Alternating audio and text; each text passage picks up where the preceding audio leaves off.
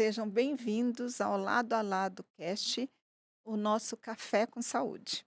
E hoje vamos falar de um tema que interessa a todas as mulheres, pois aborda a saúde feminina, aborda o nosso coração, como está o nosso coração, como estamos cuidando do nosso coração. E para esse bate-papo, eu tenho uma pessoa aqui que eu admiro muito, uma mulher, né, uma pessoa que tem liderado esse tema, Natália Castro.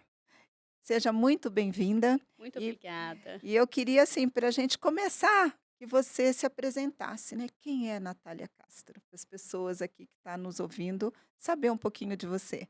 Primeiramente, é um prazer enorme estar aqui com você, Marlene, falando sobre um assunto tão importante e perto de uma pessoa que eu admiro tanto, né. Eu sou a Natália Castro, sou cardiologista, tenho uma especialização em cardio-oncologia, que é o meu foco de tratamento dos pacientes, e também atuo muito na saúde da mulher. Agora vamos falar do coração da mulher, né. Diz que o coração da mulher bate mais rápido, né, do que o dos homens, né. E aí eu queria que você falasse um pouquinho sobre o cenário da cardiovascular na mulher, porque nós mulheres, Uhum. nós assim aprendemos a conviver com dor, a conviver com várias coisas. E às vezes os sintomas, eles são mascarados com outras coisas, né. E aí também tem outra coisa, a gente fala muito de câncer de mama, de colo de útero, e não se fala tanto de cardiovascular na mulher. Aí eu queria que você falasse um pouco desse cenário, né, Uhum. para que as mulheres conheçam e que elas comecem também a prestar atenção no seu coração, né, não só por amor, né, mas também, né, cuidar dele, porque Uhum. ele precisa de cuidado. Bom, existem várias peculiaridades em relação às mulheres no cuidado com o coração, né. As mulheres, geralmente, durante a idade reprodutiva, elas têm a proteção do estrógeno. Então, as mulheres geralmente têm a doença cardiovascular um pouco mais tardiamente do que os homens. Então, essa fase da menopausa é uma fase que a gente tem que prestar muita atenção no cuidado da saúde da mulher, porque nessa fase o estrógeno cai abruptamente e ela perde a proteção do estrógeno. Então, o seu risco cardiovascular, ele fica alto, ele se iguala ao risco cardiovascular dos homens, que até a fase da menopausa, ele é maior nos homens, né. Então, depois da menopausa, o risco de ambos os sexos fica bem semelhante. Uhum. E tem outra peculiaridade que são os sintomas. Os homens geralmente têm aqueles sintomas mais típicos do infarto, né, dor no peito, falta de ar, náusea. As mulheres, geralmente, ela tem sintomas atípicos, né, uma indisposição, às vezes uma dor nas costas, são sintomas que ela não pensa que podem ser sintomas cardíacos e muitas vezes, as mulheres são taxadas, né, como ansiosas, Uhum. e às vezes vão no pronto-socorro e os seus sintomas são erroneamente atribuídos à ansiedade, quando na verdade é uma doença cardiovascular, né, e isso não pode ser ignorado. Aham. Uma outra, assim, nós do Instituto Lado a Lado, nós falamos muito das 2 principais causas mortes, que é o câncer e as doenças cardiovasculares. E na cardiovascular nós temos um desafio muito grande, é a primeira causa morte, só que as pessoas elas não, por exemplo, a pessoa tem uma doença crônica, ela se nega, né, ela não tem, e muitas vezes ele não se enxerga como um paciente. Uhum. E aí eu queria que você falasse um pouco na sua prática diária, como isso tem acontecido. Será que a gente vai ficar a vida inteira falando que as doenças cardiovasculares é a primeira causa-morte? Pois é, a gente fala, bate nessa tecla e ainda continua sendo a principal causa de morte, muito porque os pacientes não aderem ao tratamento, né. Hoje, a gente tem vários estudos mostrando a redução de eventos cardiovasculares com o uso das estatinas, principalmente para quem já teve evento, mas mesmo assim os pacientes, eles não aderem ao tratamento, eles não fazem uso do tratamento.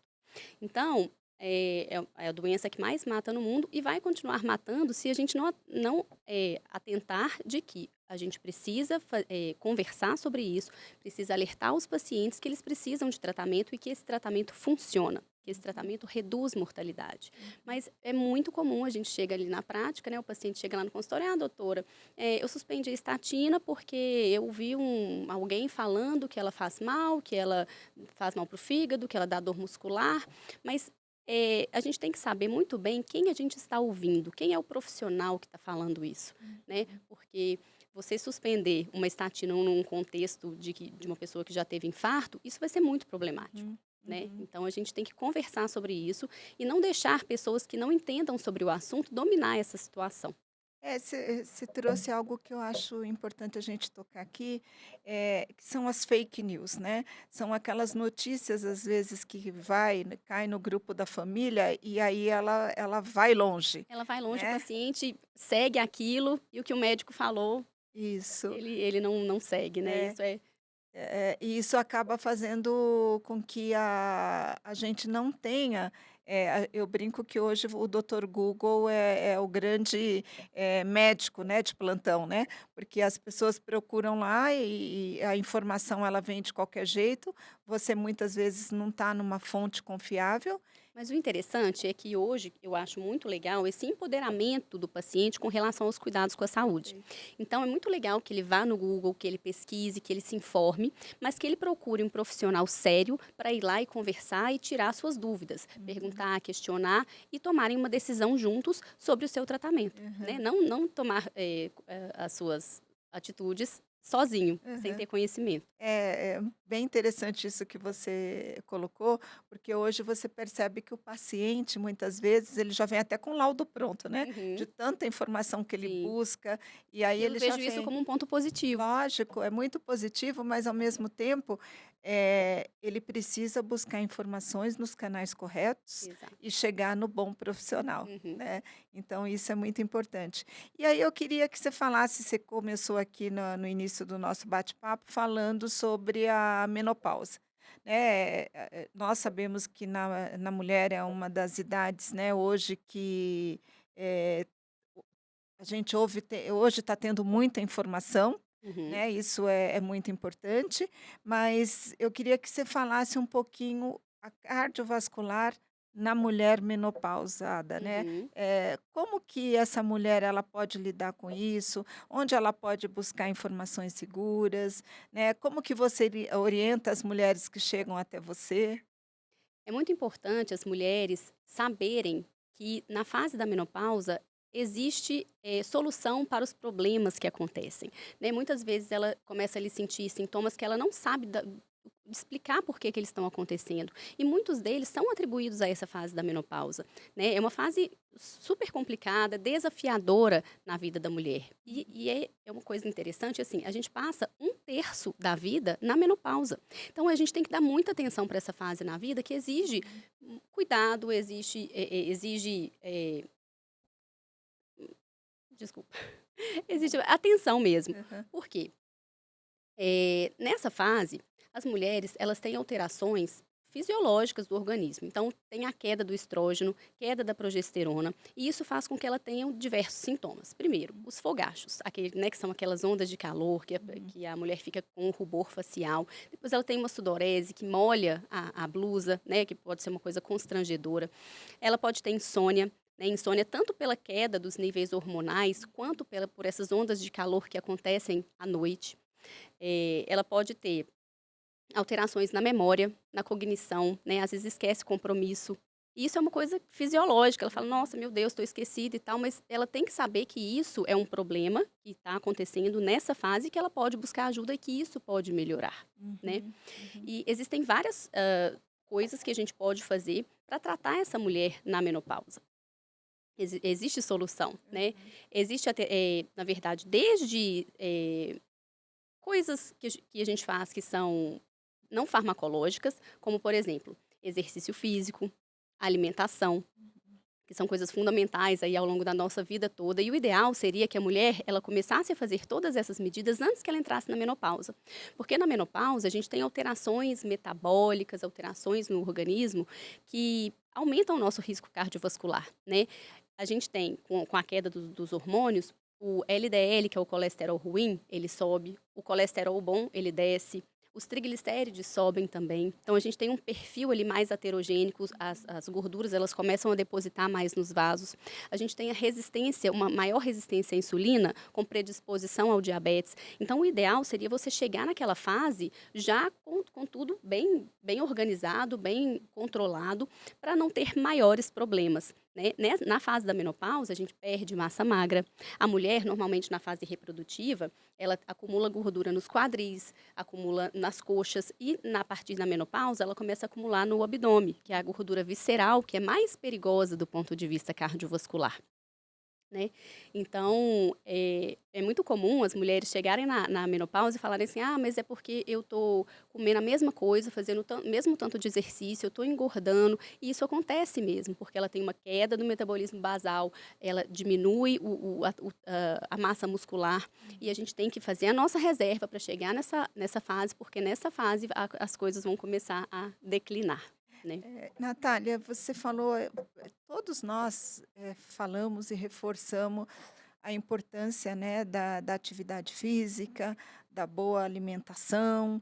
Falamos também hoje da obesidade, que antes a gente falava que era um fator de risco. Hoje a obesidade acaba sendo uma Uma doença, doença. né, uma doença crônica. E aí eu queria que você reforçasse um pouco a importância disso para a mulher, né, olhando para a sua saúde cardiovascular. A mulher, ela tem que cuidar, assim, não só as mulheres, mas todo mundo, principalmente as mulheres, ao longo da vida, tem que cuidar da saúde como um todo, né? Tem que cuidar da saúde cardiovascular desde cedo, né? Ou começar a cuidar da saúde ali depois dos 40, dos 45 anos. Os hábitos, eles têm que ser começados desde o início. As doenças cardiovasculares, elas são uma doença que ela se instala desde muito jovem. As placas de gordura nas artérias, elas começam quando a gente ainda é adolescente, no final da infância, início da adolescência. Então, esse processo a gente tem que evitar que ele aconteça desde o início. Então, desde cedo, temos que adotar hábitos saudáveis, né? Fazer exercício físico, recomendado pela Sociedade Brasileira de Cardiologia, seriam 150 minutos de exercício moderado por semana ou 75 de exercício vigoroso, e tem que ter associado os exercícios de força, pelo menos 2 dias na semana, fazer exercício de musculação para manutenção da massa magra, porque isso é muito importante para chegar lá na frente e conseguir preservar essa massa. Em relação à obesidade, a obesidade ela está relacionada à ocorrência de várias outras doenças, principalmente a doença cardiovascular. E isso também desde cedo. E tem que atentar para isso antes da menopausa, porque quando chega lá na menopausa, você já tem uma maior resistência à insulina, aí predisposição a diabetes, vai perder massa magra, vai ter um maior acúmulo de gordura. Então, se você já chega assim na menopausa, é muito mais complicado. Uhum. Agora eu queria entrar num outro tema que que é um tema que eu sei que você gosta, que você se dedica, que é a cardio-oncologia. Eu queria que você falasse um pouco para a nossa audiência o que é a cardio-oncologia, Uhum. né, a importância da cardio-oncologia, e aí falar um pouquinho a mulher hoje, né, com câncer de mama, como que ela também ela pode ficar atenta ao coração, porque muitas vezes o médico não orienta, Sim. né, ela desconhece, porque ela já está tratando um câncer, né, e eu acho que a cardio-oncologia é uma das áreas, assim, que eu admiro demais, né, que eu acho que presta um serviço para o paciente, que é uma coisa muito importante e que há pouco tempo, né, a gente conhece, nós temos uma amiga em comum, que é a doutora Ariane, que eu lembro a primeira vez que ela me falou, né, da cardio-oncologia. E desde desse dia que eu venho trabalhando e falando e defendendo e levando informação sobre a cardio-oncologia. Você que é uma profissional que se dedica muito a isso, eu queria que primeiro você falasse o que que é a cardio-oncologia e Uhum. depois como que a paciente com câncer de mama ela pode ser orientada a lidar com isso e até observar, né, ver se ela precisa ou não, né, de um acompanhamento. Muito interessante essa questão que você falou da cardio-oncologia, que você conversou com a doutora Ariane aí há muitos anos. Apesar da especialidade existir aí há mais de 10, 15 anos, não são muitas pessoas que conhecem a especialidade, né. Os pacientes Principalmente. E os médicos também, quando você vai conversar, às vezes alguém fala assim: "Ah, você é cardio-oncologista? Você cuida do quê? Câncer no coração?". Médicos me perguntam isso. Então eu acho que a cardio-oncologia é uma especialidade que ainda precisa de ser muito divulgada, porque o paciente, ele tem que saber do benefício que isso vai trazer pra do acompanhamento cardiológico durante o tratamento do câncer. Então, a cardio-oncologia é a especialidade, é uma sub-área da cardiologia que trata do sistema cardiovascular dos pacientes em tratamento de câncer. Isso acontece porque as drogas utilizadas no tratamento do câncer, né, de diversos tipos de câncer, elas podem causar alterações no sistema cardiovascular, danos ao coração, aos vasos, mas diversos tipos de problemas, né? Uhum. E esse paciente, ele deve ser acompanhado com o cardiologista enquanto ele estiver em uso dessas medicações, enquanto ele estiver em tratamento, porque o que a gente não quer que aconteça é o paciente ter uma doença cardiovascular, descompense de uma doença cardiovascular no meio de um tratamento do câncer que precise interromper e atrapalhar o tratamento oncológico, Uhum. né? Então a gente tem que caminhar juntos com o oncologista para que o tratamento do paciente seja o melhor possível do ponto de vista oncológico, né? A gente não é concorrente, né? Eu não vou estar Aham. aqui para falar: "Não pode usar essa medicação, não pode fazer esse tratamento". Eu vou fazer o que eu puder para manter esse paciente muito bem do ponto de vista cardiovascular, para ele conseguir concluir o tratamento oncológico. E é particularmente importante nas mulheres com câncer de mama, porque existem duas medicações que são potencialmente muito cardiotóxicas, né? O protótipo da toxicidade é a antraciclina, que é muito utilizada no tratamento do câncer de mama, e ela pode gerar insuficiência cardíaca, que é um coração fraco. Aí Uhum. imagina, você é uma paciente ali jovem, está com um diagnóstico de câncer de mama, usa antraciclina e fica com uma insuficiência cardíaca para o resto da vida. É tudo Uhum. que a gente não quer, né? Uhum. E além da antraciclina, tem também o trastuzumab, que é outra medicação que, associada à antraciclina, também pode causar disfunção ventricular, principalmente se elas forem utilizadas juntas. E muitas vezes elas são. Uhum. Então, essa paciente, ela merece um acompanhamento de perto com o cardiologista para evitar, né, que esses problemas aconteçam e que ela tenha que lidar com um problema cardiovascular aí depois de um tratamento bem sucedido do câncer. Uhum. Essas pacientes, como elas chegam no seu consultório? É através de uma indicação ou ela procura, sei lá, no Google e descobre que a doutora Natália Não. atende? Você acredita que eu nunca atendi um paciente que veio direto do Google ou que quis: "Ah, eu quero consultar com um cardio-oncologista", porque eu acho que os pacientes, eles não sabem isso, eles não sabem que essa especialidade existe. Então a maioria, grande maioria dos meus pacientes, são indicações de oncologistas, né. Então o oncologista, hoje em dia, ele já está ciente desse potencial cardiotóxico das drogas que são utilizadas, e eles já mandam esse paciente para poder avaliar e para eu poder acompanhar juntamente com ele durante o tratamento do câncer para evitar as complicações. Aham.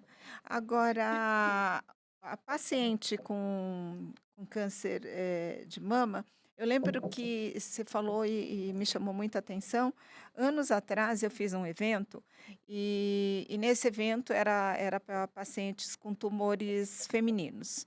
E aí eu levei eu fui até a doutora Ariane, que foi nesse evento, e aí ela começou a falar sobre a cardio-oncologia.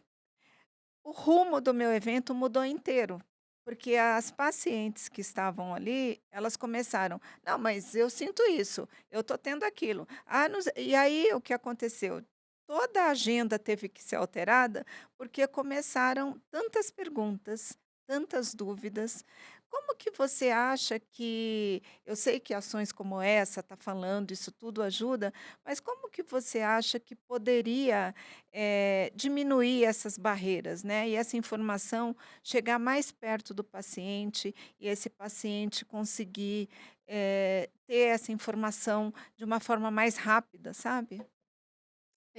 Eu sempre penso nisso, de como chegar no paciente, né, mas a Uhum. maneira que eu acho que atualmente na minha prática é mais factível, é estar perto dos oncologistas, indo nas reuniões, conhecendo todos e divulgando, né, Uhum. a cardio-oncologia, lembrando da importância do acompanhamento cardiológico dos pacientes, Uhum. porque, a gente sempre tem que estar ali presente, porque quem não é visto não é lembrado, Sim. né, então lembrar ali sempre da importância deles mandarem os pacientes. Uhum. Agora, é uma coisa muito difícil a gente conseguir chegar na população, né, a gente deveria fazer políticas públicas, né, assim, direcionadas para a população mesmo, para Uhum. falar da importância, porque se o oncologista não enviar, ela sabe que ela tem que ir.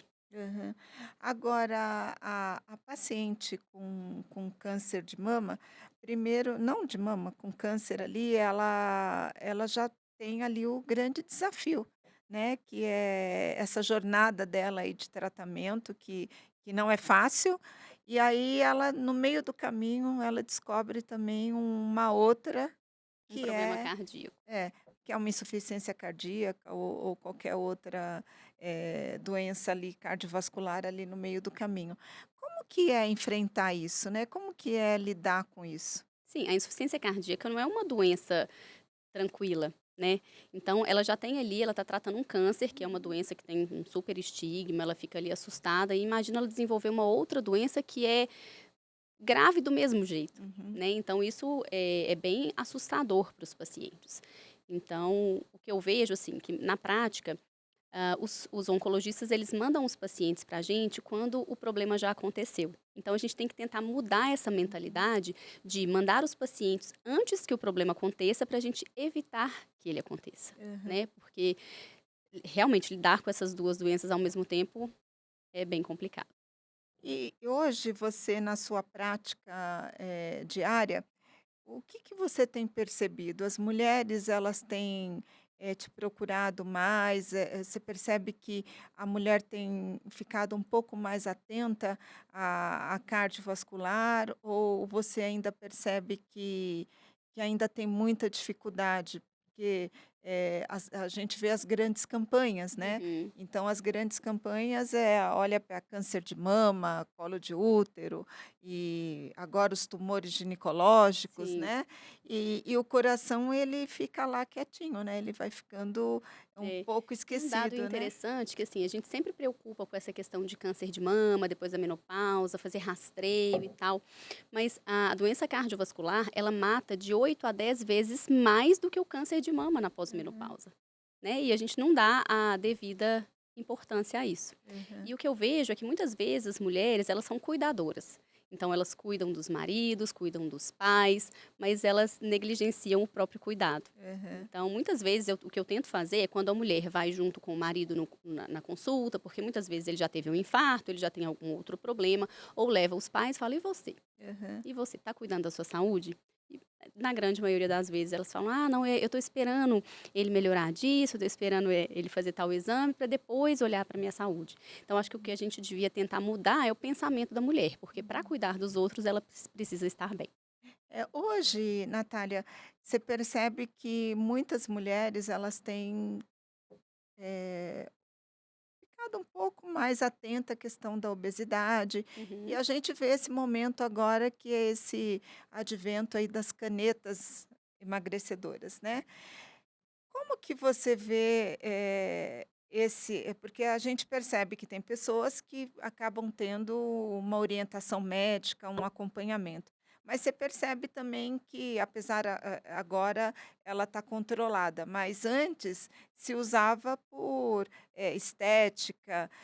Como que você enxerga, né, você como uma cardiologista, o uso, né, o Indiscriminado. benefício, né, o benefício por um lado e o uso totalmente É. indiscriminado aí das Na canetas, né. verdade, as canetas, elas são, estudadas para tratamento de obesidade, tratamento de diabetes, não para perder peso numa pessoa que é saudável. Uhum, Então, esse uso por pessoas que querem só perder ali uns 2, 3, 5 quilos, não faz muito sentido. Tem uhum, efeitos colaterais que a gente, né, deve preocupar com eles, uma pessoa uhum, saudável tomando uma medicação que não precisa, né. aham, Então, o uso mesmo, os grupos estudados são de pacientes obesos que tiveram benefício na redução do peso com essas medicações. uhum, E é justificado essa questão dele ser controlado, porque o uso para fins estéticos, ele, né, não é isso que a gente deve fazer. A pessoa que quer perder peso, ela tem que focar em alteração do estilo de vida. uhum, Não é tomar uma medicação ali rapidinho e perder o peso, não. Ela tem que fazer exercício físico, ela tem que se alimentar bem, isso por uma questão de saúde, de longevidade, né? Não apenas uma questão estética. uhum. Você já falou aqui, mas eu queria retomar um pouquinho a questão do colesterol. Muitas vezes, a mulher ela acha que o colesterol: "Ah, vou mudar minha alimentação aqui e tá ok". E aí tem pessoas que têm colesterol genético, tem pessoas Uhum. que têm o colesterol aumentado e que muitas vezes precisa de um controle, né. Eu queria que você falasse um pouquinho sobre o colesterol, que eu acho que a gente acaba negligenciando, Uhum. e é algo que você também tem que ficar muito atento, né. Muito atento.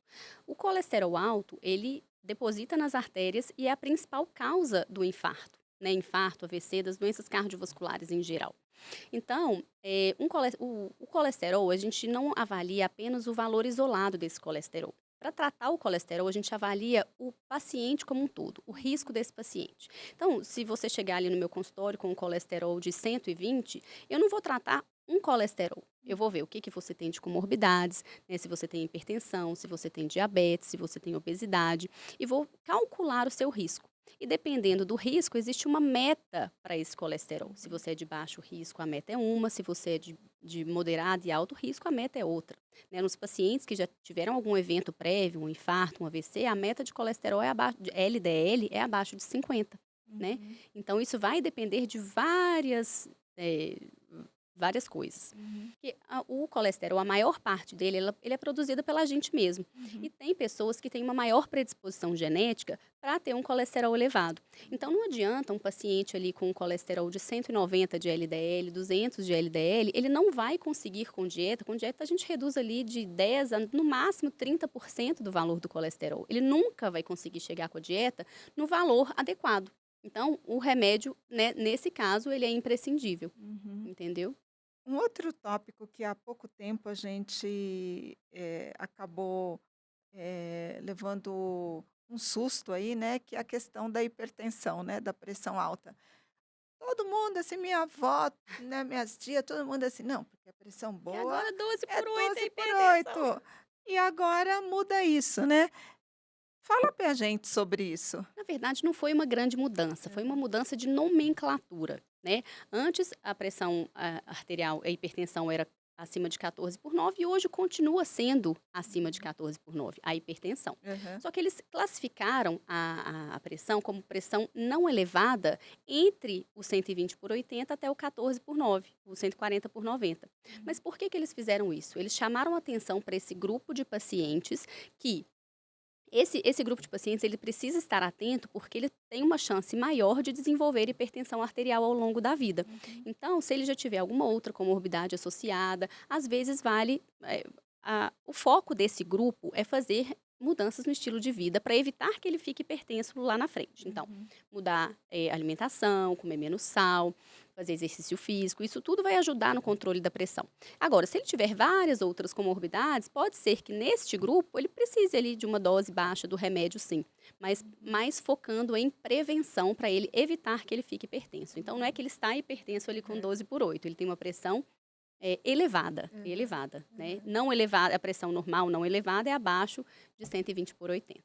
Tem uma outra coisa também que eu queria falar com você, que é a adesão ao tratamento. Quando você está discutindo com um paciente oncológico, você fala: "Olha, o seu tratamento vai ser esse, você vai ter que seguir isso". O paciente vai lá e segue Uhum. e assim, ele faz até mais do que o médico está pedindo. Quando chega no cardiologista, né, "Olha, você tem que tomar aquela medicação, essa medicação é para a vida toda, né, você tem que ir acompanhando, não sei o quê". Aí você toma a medicação hoje, aí amanhã, né, eu vou, relaxando, né, eu já passo não fazer tudo aquilo que o médico, tinha orientado. E um dos maiores gargalos na cardiovascular, eu acho que é a adesão ao tratamento. Com certeza. Como você acha que a gente pode melhorar isso? Como a gente pode orientar o paciente para ele entender, né, que aquela medicação é algo que assim, é a saída dele para que ele não venha a ter um evento, um AVC, um infarto Então, ou outras o ponto coisas, né? mais importante é a gente explicar tudo para o paciente, porque muitas vezes ele vai no consultório, você prescreve a medicação, dá para ele não entende por que que ele está tomando aquilo e aí ele não vai tomar. Então você tem que explicar ali cada medicação, para que que serve, se não tomar, o que que vai acontecer, porque se ele tiver inteirado do que está acontecendo, ele vai fazer, né. Uhum. Mas o que eu vejo muitas vezes é que, não sei, talvez os pacientes, próprios pacientes não se interessam por saber o que que ele está tomando para quê, e o Uhum. médico não se preocupa em explicar detalhadamente. Mas o que eu vejo na prática é que quando você explica, você desenha, você fala: "Olha, você tem isso, você tem aquilo, se você não tomar vai acontecer isso", o paciente ele fica muito mais aderente à medicação, Uhum. né. É muito difícil você chegar para um paciente e falar: "Olha, você vai ter que tomar esse remédio para o resto da vida", todos né, ficam super chateados, mas aí se você coloca para ele que é questão de risco-benefício, né, nossa, tomar um remédio todos os dias que pode reduzir o seu risco de ter um evento cardiovascular lá na frente, Uhum. é uma coisa que vale a pena. E o Aham. paciente entende, mas então a gente tem que ganhar, né, tempo com o paciente explicando, que ele entende e fica mais aderente. Aham. E é engraçado, você está falando que os pacientes com câncer, eles fazem o tratamento assim, né, que ele tem medo do câncer, ele tem medo de morrer do câncer, então ele faz o tratamento impecavelmente. E uma coisa que esses pacientes com câncer geralmente fazem, eles esquecem que eles têm outras doenças. É. Então o paciente ele foca no tratamento oncológico, deixa de tomar o remédio da pressão, ele deixa Uhum. de tomar o remédio Uhum. do colesterol, e aí ele vai e tem um evento, ele morre de um outro problema que não é o câncer, Aham. porque ele negligenciou essa doença. É. Não, e isso é super importante, porque quando você vai, eh nós temos a gente, atua também muito na questão de dados, né.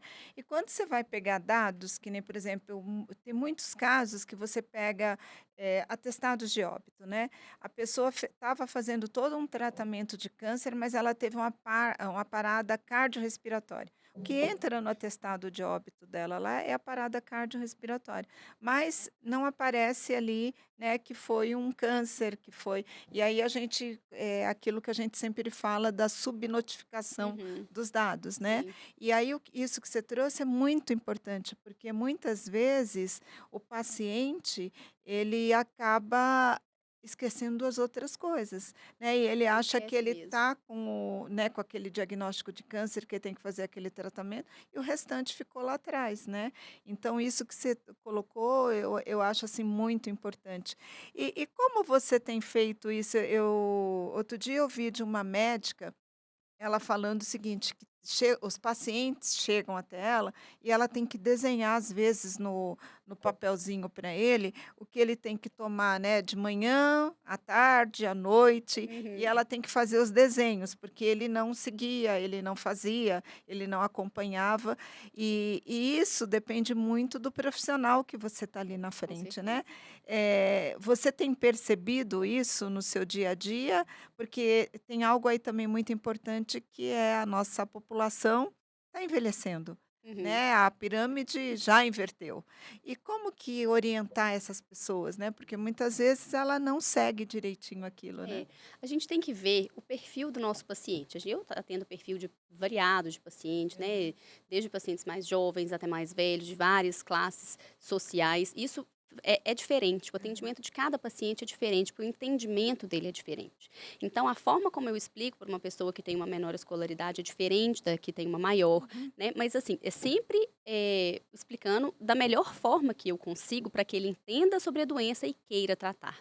Né, aí tem aquela questão dos pacientes até, que não entendem, eh, até que não escrevem, né, a gente desenha solzinho, desenha luazinha, fala qual remédio que tem que tomar de dia, de tarde, de noite, enquanto nos pacientes mais, letrados, né, você faz desenhos mais complexos que ele se interessa por saber, né, Aham. então você tem que ver o perfil do seu paciente e conversar com a palavra que ele entenda, né. Não Uhum. adianta você chegar ali para um paciente que não entende nada, falar numa linguagem difícil que ele não vai entender nada. Uhum. Natália, estamos chegando ao final aqui Oh, do já? nosso bate-papo, né, você vê, foi assim foi tão bacana e tão rápido.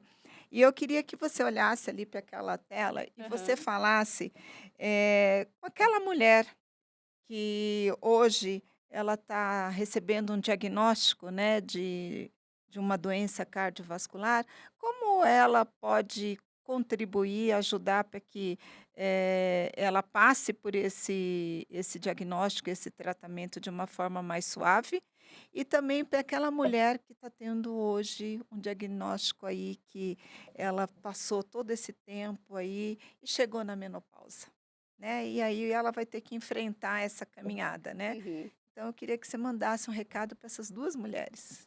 Bom, então, essa primeira mulher que teve um diagnóstico de doença cardiovascular em qualquer momento da vida, saiba que a doença cardiovascular, a sua ocorrência, ela depende muito da pessoa, muito da gente. E a gente pode mudar a ocorrência dessa doença, né? Então, assim, se você adotar hábitos saudáveis, fazer exercício físico, alimentação balanceada, preocupar com o sono, manejo do estresse, isso vai reduzir e, claro, tomar as medicações de forma correta, isso vai reduzir muito a chance de um novo evento, né? Porque quem já teve um evento tem uma chance maior de ter um outro evento ao longo da vida. Mas tomando todos esses cuidados, a chance disso acontecer é muito menor. E para as pacientes ali que chegaram na menopausa, se não estiverem fazendo acompanhamento cardiológico regular, que já deveriam estar fazendo desde os 40 anos, elas devem procurar um cardiologista para poder avaliar os seus fatores de risco, ainda que existe a terapia de reposição hormonal, né, que toda paciente que deseja fazer uma terapia de reposição hormonal precisa de uma avaliação cardiológica prévia. E cuidar também muito desses fatores modificadores que a gente consegue modificar em relação à atividade, à alimentação, ao sono, para manter a massa magra, manter a disposição e conseguir passar por essa fase que é tão difícil. Doutora Natália, muito obrigada, né, foi um bate-papo super gostoso. Eu acho que você trouxe informações aí valiosas, né, eu acho que muitas mulheres que estão nos assistindo, estão nos acompanhando, tiraram algumas dúvidas, né, e eu queria dizer muito, você mulher, não esqueça que o nosso corpo emite sinais, e que a gente tem que estar alerta a esses sinais. E que você continue aqui acompanhando, né, as nossas páginas, que você continue aqui no nosso canal. Se você gostou desse conteúdo, encaminhe para uma outra mulher, para alguém da sua família, aquela pessoa que você acha que essa informação ela vai ser útil, que vai ajudar e que vai trazer um pouquinho de carinho ali no coração. Então, obrigada, Natália. Eu que Obrigado agradeço. você que esteve aqui com a gente, né? E que, se você gostou, dê seu like aqui, faça seu comentário. E se tiver alguma dúvida, também coloque lá que a gente encaminha para a doutora Natália. Muito obrigada e espero encontrar vocês e você, Natália, num outro bate-papo aqui com saúde, né? Nosso café com saúde, o lado a lado cast. Muito obrigada. E a reflexão hoje é o seguinte: um coração não deveria sofrer nem por amor, muito menos por uma doença cardiovascular.